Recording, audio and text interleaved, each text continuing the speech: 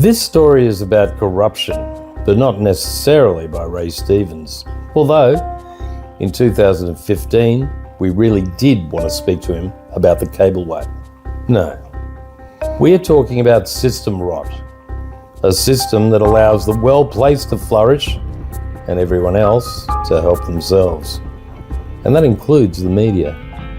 In late 2014, just before the January 2015 state election, the Newman government rushed through amendments to the Nature Conservation Act, which allowed more private development and business in national parks.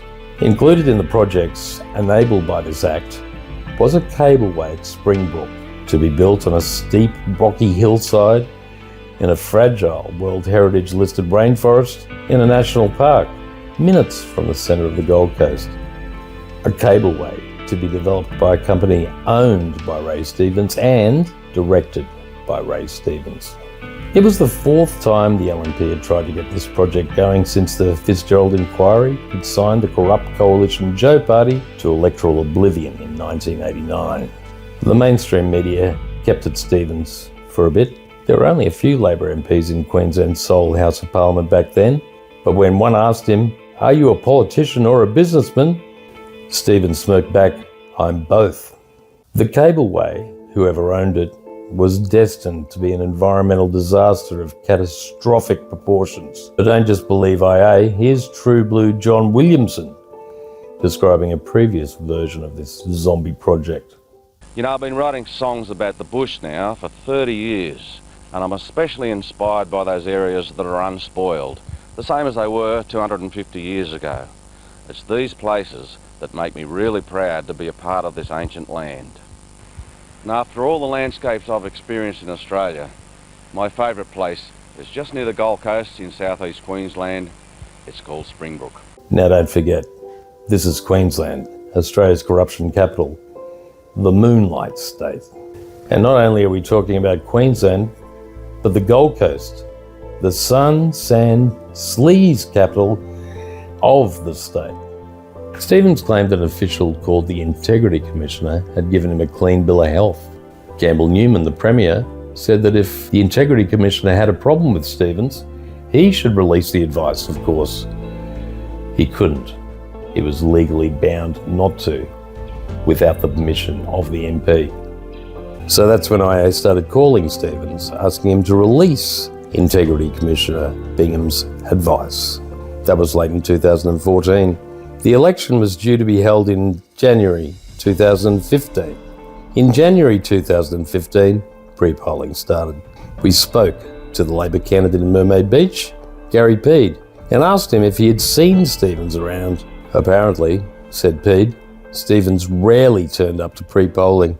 He was sitting for a very short time during the day at this pre-polling booth. After a quick discussion, we agreed that Gary would call if Stevens bothered to show up. We didn't know exactly how Stevens would react, but what we did know was that he was a hothead. Now the rest is history. What's clear is that he was still, even in person, avoiding my questions about his cableway. President of Local Environmental Protectors Gecko, Lois Levy, said Stevens' reactions to my questions were revealing. Well, I think it demonstrates very clearly that he's quite arrogant and unwilling to be brought to task on actions that he's taken.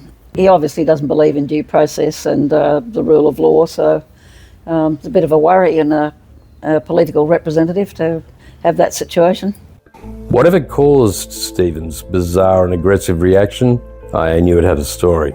Maybe it could have been bigger if I hadn't left straight after.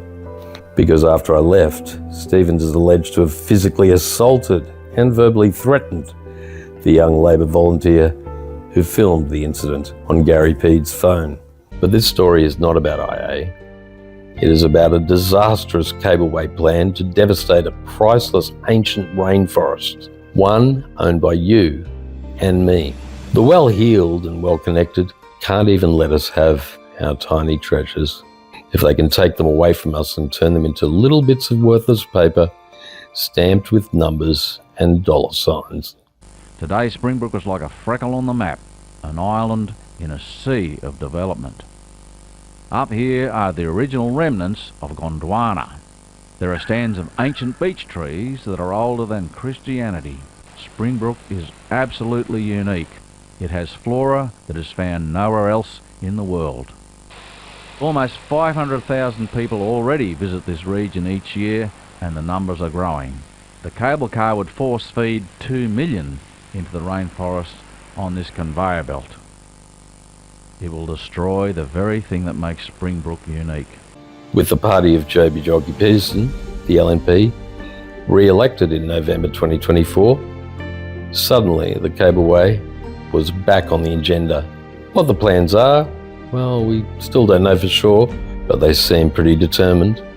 Again, Lois Levy, Vice President of Gecko, suggests developer mayor and lifetime LNP member Tom Tate is the one really behind these new moves. The mayor seems to have decided that we should have a cableway as an addition to tourism, and really and truly there's no information coming out of the council. There's been a couple of minutes at council meetings, but really no information at all about what they're actually doing it. Keris Ash, also from Gecko, says if the new plans are anything like the previous iterations, it will be an environmental disaster. What people don't realise is what it takes to build a cableway. So if it's going to be like it has been in the past, the other proposals, which is all we can go on because we haven't actually got anything to say where this thing's going, you're going to have to create roadways, pathways, whatever. You're going to have to chop down trees that are home now to lots and lots of listed species. There's so many different reasons why this can't happen, and the major one is bushfire.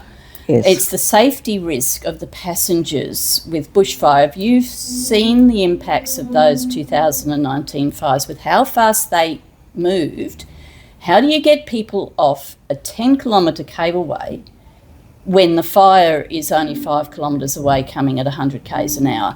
The activists have started mobilising and protesting outside council offices.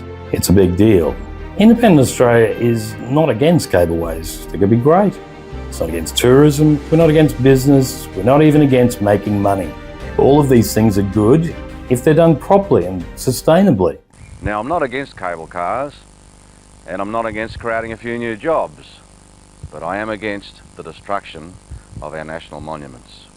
But the Gold Coast Cableway is steeped in questionable history made with questionable decisions by powerful people, seemingly seeking only to advantage themselves, often harming those less fortunate in the process.